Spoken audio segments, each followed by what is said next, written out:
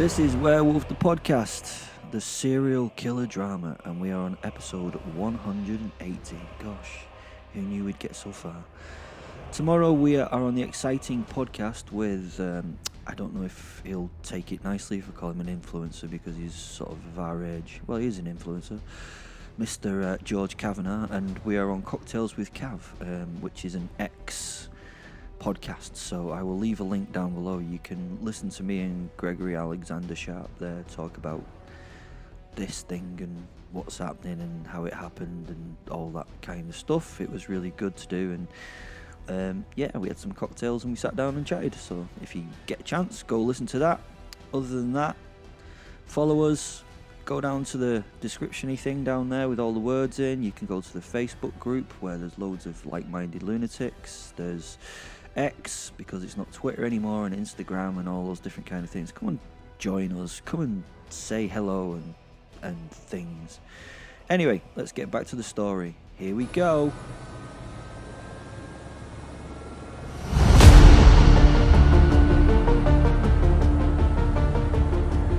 The Professor. I'm not too fond of flying. No, it's not that. I mean, I like flying, just in a proper aircraft. You know, those with proper wings that are there and solid and wingy. This aircraft is it's one of those helicopters. And I'm not too fond of flying in these rickety old things. No, let's take that up the scale from not fond to... I'm utterly bloody terrified of it, okay? Well, the weather outside is frightful. I know the opening line of a classic crooner's song.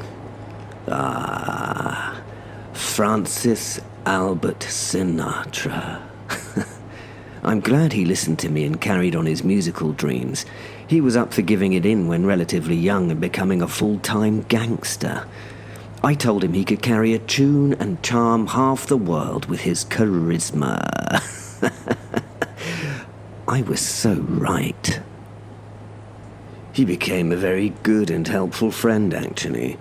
He had the links I needed when there was that great Thunderbird incident of '58 just outside Vegas. Although the after-party was a life-and-death experience in itself, those guys really knew how to party. Modern rock stars have nothing on the Rat Pack parties. The last parties of true class. The nostalgia that the thought brought me helps for a moment, but is quickly gone, because the weather outside is frightful. And as a consequence, this journey is not delightful. I shan't break into song. My interaction with Frank brought about a positive outcome. My interaction in the case of the helicopter was, I suppose, positive for the world in general, but for me it was shit. It was a bet with a friend that brought about these ridiculous things. You know, Igor Sikorsky bet me that he could make these things commercially viable. The bet was 20 cents. He was an aerospace engineer who made a packet back in the day. It wasn't a lot of money now, and it wasn't a lot of money even back then, but as with rich folks like Igor, it wasn't the value of the bet. It was just the bet. Being thrown around the heavens now, I wish I'd have won that bet. I might need to convince Bosworth, my genie friend, to give me that wish he owes me. I mean, look at these things. They're ridiculous. A big, delicate fan on the upper surface rotates to lift, while a little rotor at the back stops the whole bloody thing rotating with it. It's a stupidly designed thing. How could a government allow these things to fly? They're bloody stupid. I could see helicopters being made for what would Ernest say? Some sort of jest. But should we make them commercially viable? I thought they'd just always be too dangerous for sane people to use, but no. I sit now in this Wildcat Mark 1.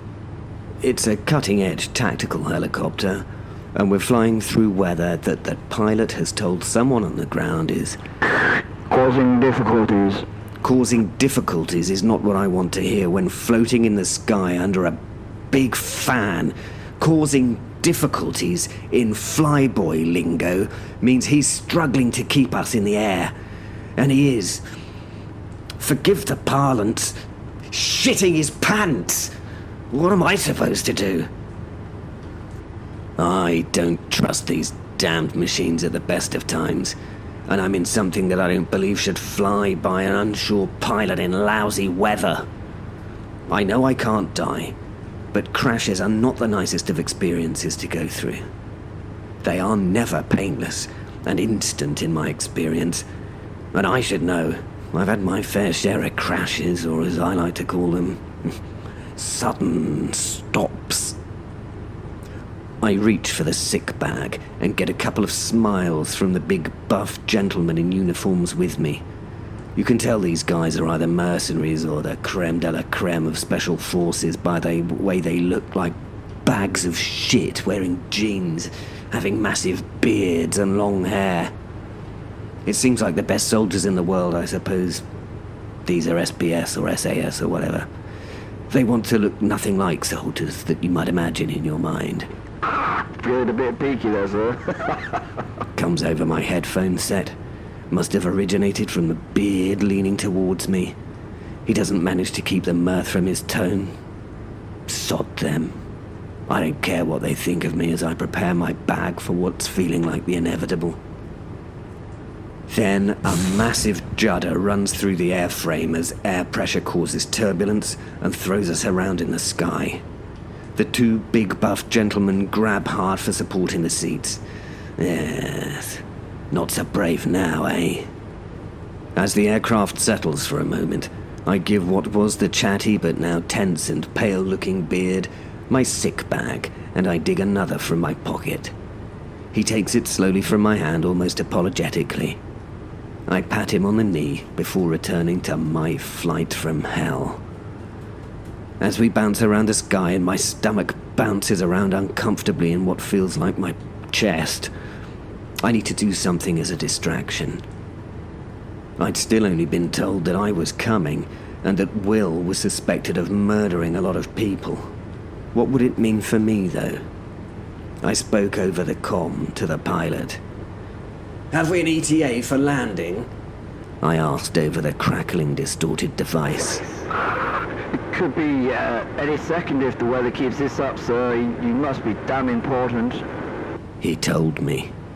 I think we could be on deck in the next 15 to 25 minutes. The winds are... Hold on, the winds are not going to be kind. And... Fate's Realm.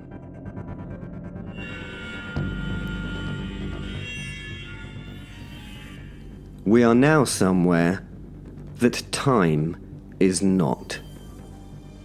Two sorcerers now sat with Fate at a green baize table in the halls of the non-god. He, as usual, was his big black cloaky self, all manicured beard and manicured nails and manicured mind. Across from him was, well, you would recognize him as the magician and all-round street wizard, David Blaine. He wore an overly washed black t-shirt and had jeans to match. Dots of wisdom lighted his eyes. That's what it looks like, honestly. On the other side of the table is... Wow, I thought he'd left us. I mean, I suppose he has. Maybe things are different here, though. Wherever he is, on the other side of the table was the lovable family TV presenter and magician, Paul Daniels. If you don't know who Paul Daniels is, he's well worth a look up on the old tube of you, as he was actually a great entertainer in his day. I saw him at the Edinburgh Fringe Festival a couple of years before he died. He really was very good, actually.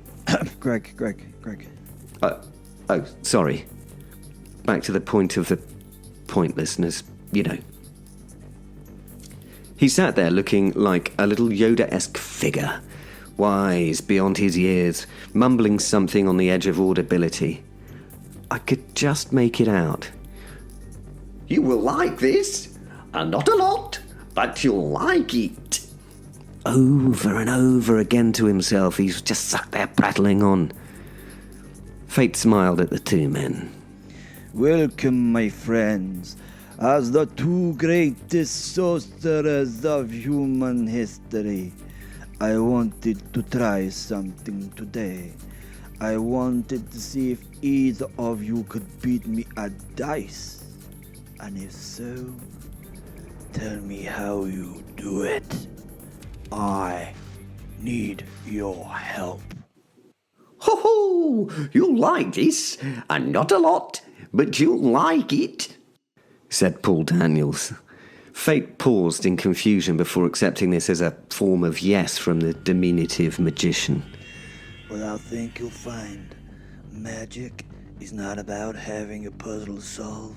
It's about creating a moment of awe and astonishment that can be a beautiful thing, said David Blaine. Fate turned to him and gave him a proper look. He wondered if he was doing the right thing. Looking at the two of them with those eyes of green glowing fire, his mind was in a quandary. It's not very often that a mind like his has a quandary to mess up his thinking. Normally he knows. He never has a quandary.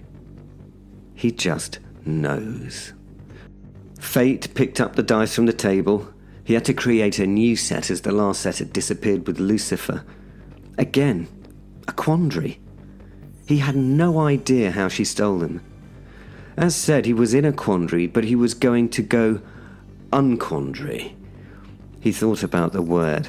Having never used quandary before, he felt that it sounded acceptable to have an unquandary somewhere in his vocabulary. He addressed his two guests now. I just need to know how she did it. How did she create more of my dice without my knowledge, and how did she manage to get them all to roll a 6? He asked them. Well, I think you'll find magic is not about having a puzzle to solve. It's about creating a moment of awe and astonishment that can be a beautiful thing, said David Blaine. Fate paused and looked at him with... Well, he was in a quandary again. Had he chosen the right people for this? Well, you see it. Look, I just bloody need to know, right? Fate reiterated. Paul Daniels suddenly stood at the table and threw 7 dice onto the green baize. You will like this. Not a lot, but you will like it, said the diminutive yet mighty sorcerer as he rolled 7 6s with a knowing wink. The Professor. I had thought the worst of today would be the flight, but no. We'd finally fallen out of the sky into a field on the outskirts of Wick, where a couple of local police cars were waiting, and the obligatory black van of the Special Forces stood on guard. An officer was waiting by the car, and she stood to attention for some reason with her cap held at her waist. We both covered our heads and waited for the helicopter to relaunch itself into the maelstrom of the night. Sergeant Heathcote, I presume? I had to shout.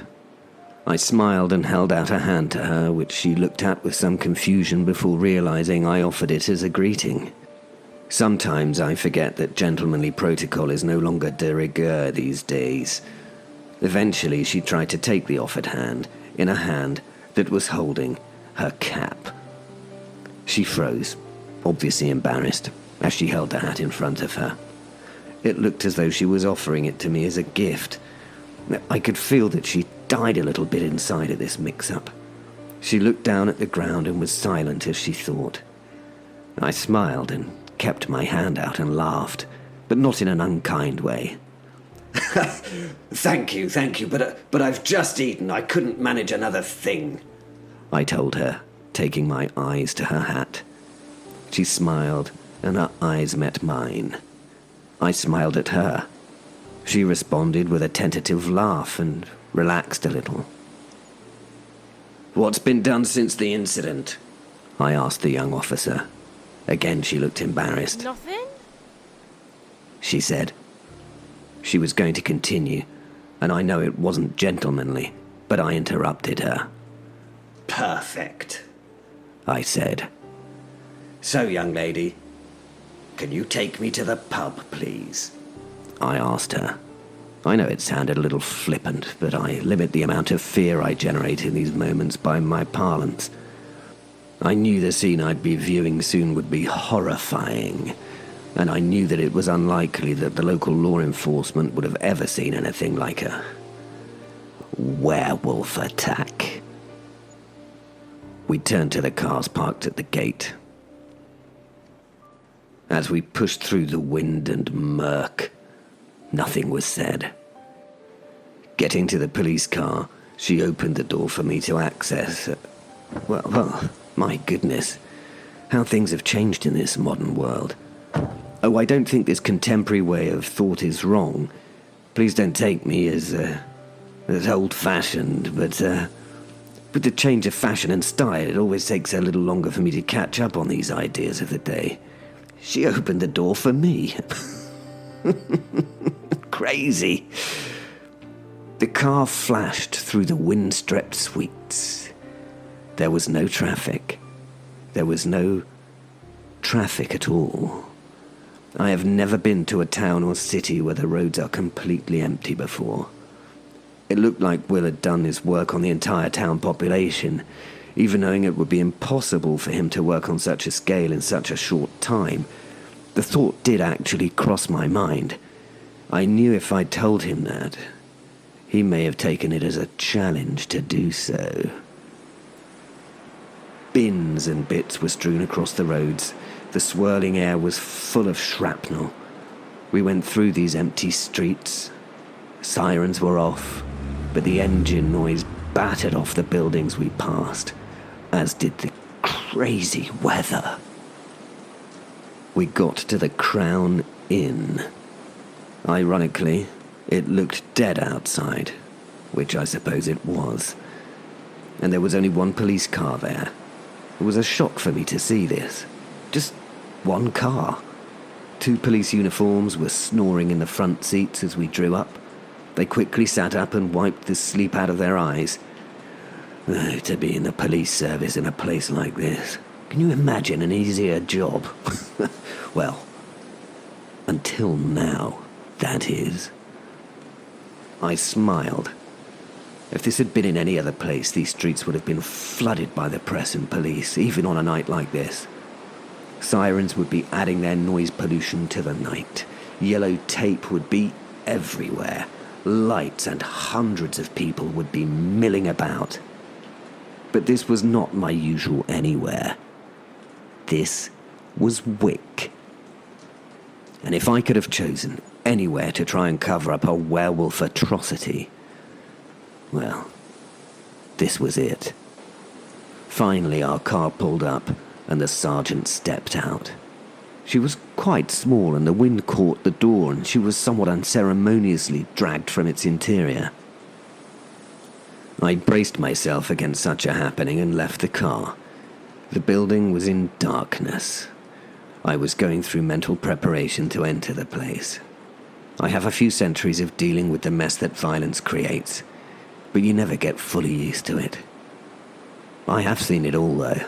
I was by the side of Henry V on that famous St. Crispin Day when I saw the majority of the French aristocracy murdered in cold blood on a muddy field.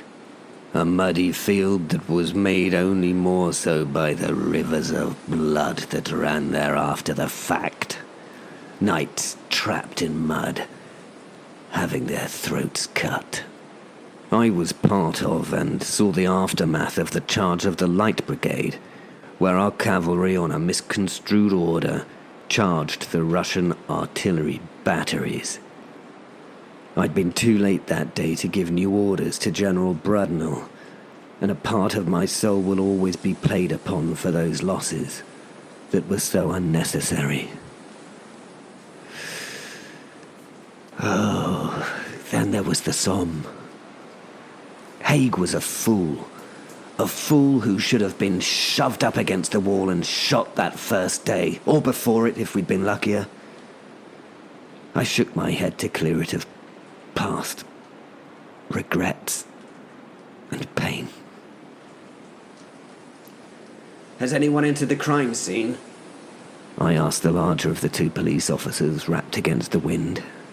No, sir. We were told someone important's been in and seen it, but we don't ken who that might be. Do you get me?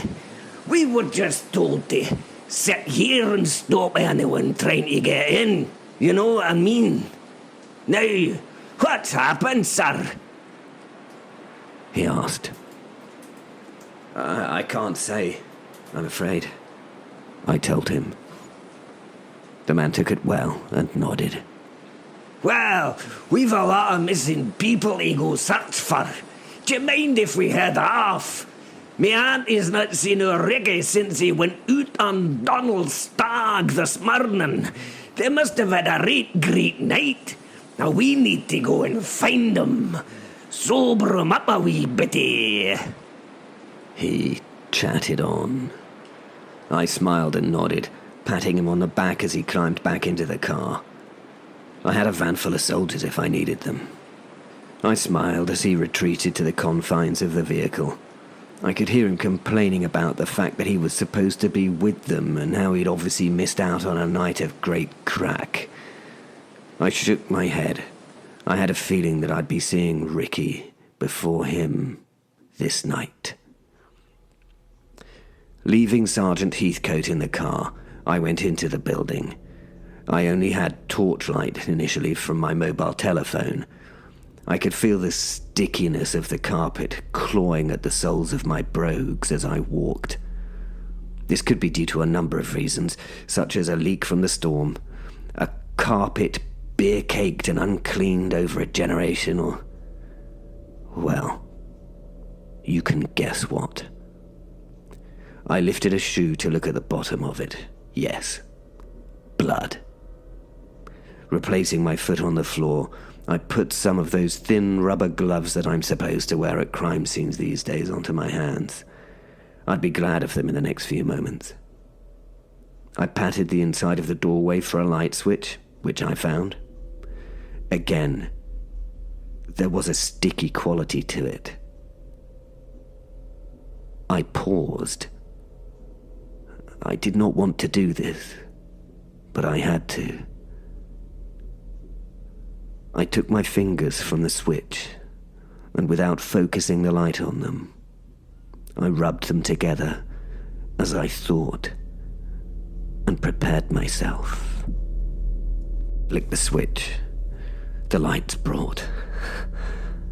They brought hell.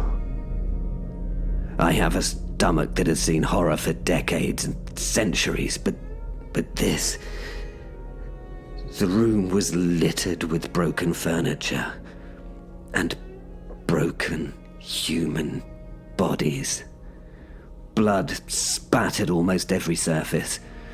I brought a kerchief to my mouth, not from the smell of the blood. Flesh blood does not smell bad at first, but it was the other strewn body contents that gave the place this stench. I cannot tell how many people were there. Will had ripped and torn their bodies well after their deaths. One man was splayed on the bar. From years of sadly earned knowledge, I knew the signs of torture. The signs of a sadistic death. This poor man had died slowly and in agony. Will had taken his time over this, and he had enjoyed it. An eye was taken from its orbit and hung limply on a cheek. His jaw was on his chest, removed from his head. One arm had been broken innumerable times and lay in a heap still attached to his shoulder. The clothes and skin of the man's chest had been peeled back from his flesh. It was horrifying. It was horrifying. I had been wrong about the man. The man. Will was no man. He was an animal. And then I saw it. Another against the bar. This poor sod had had his testicles removed and hung from his cheekbones. Was this a message for me? Oh God. Ooh, that is a message, isn't it? If you don't know, that was actually how in history supposedly Simon de Montfort was paraded around villages after he was killed with his bollocks hanging either side of his nose. Obviously it wasn't Simon de Montfort, because I feel like I'm being patronising telling you that, but I had to think about it. Anyway, remember, Greg also has 2 wonderful short stories out for Halloween. Go and read those. They're really good. They don't take very long to read if you're not a great reader, but they are worth reading. Very, very well written. And remember, we're on Kavanagh's show, George Kavanagh, so go to the link in the thingy and do stuff. Cheers. Love you. Bye.